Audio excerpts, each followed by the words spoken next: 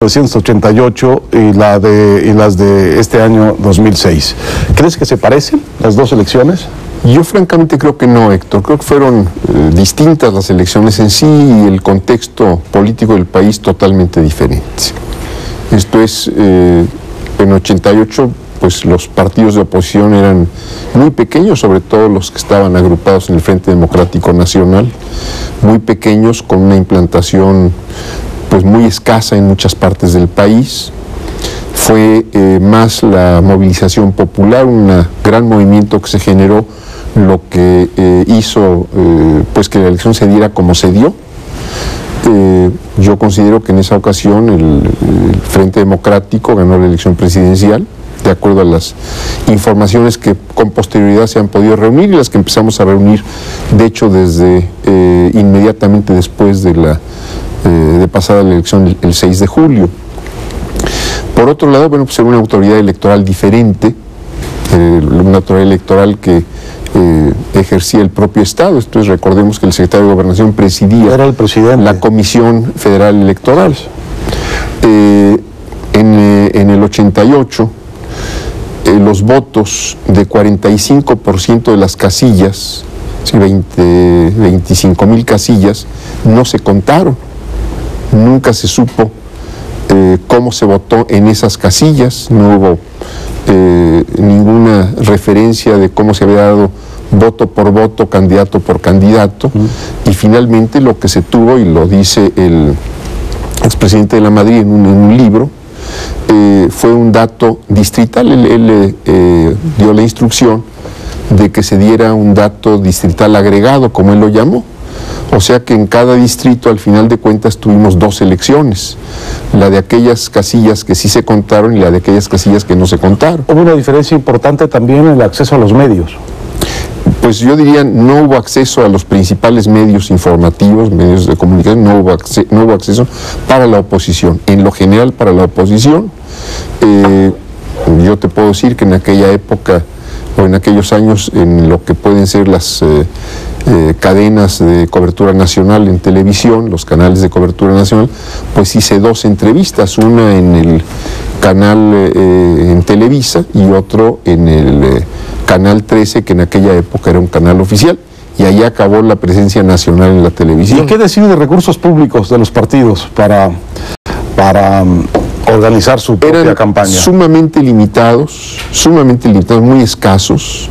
Yo puedo decirte que yo hice la campaña en una camioneta de estas de 4 asientos, en esas fue en que recorrí el país, y la prensa que nos acompañaba se movía en una combi que había puesto a disposición de los que ahí cabían el PARM en aquella época.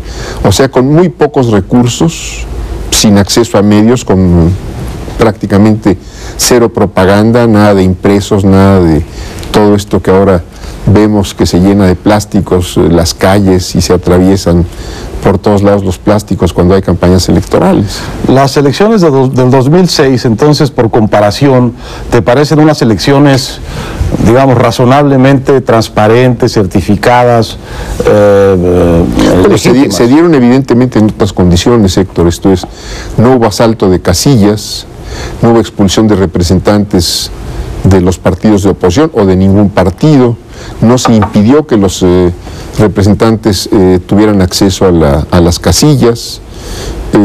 Puede haber irregularidades, puede haber equivocaciones, esto me parece que lo hemos visto todos, pero bueno, no fue una elección violenta, no fue una elección en ningún sentido, diría yo, comparable a la de 88. ¿No crees que haya habido un fraude en las elecciones del 2006? Pues hay quien así lo asegura, hay quienes pensamos que no está suficientemente demostrado si es que así fue. ¿Tú dirías entonces que Calderón es un presidente legal y legítimamente electo, a diferencia de lo que ha sostenido de Salinas en todo este tiempo? Yo considero que es un presidente que ha resultado elegido en esta elección del 2 de julio del 2006. Has dicho, según la prensa, ¿no?, que desconocer la elección de Felipe Calderón por parte de López Obrador y proclamarse presidente legítimo es un craso error. ¿Es así? ¿Es el sentido de tus palabras? No exactamente, Héctor. Es un craso error ir a un proceso de confrontaciones.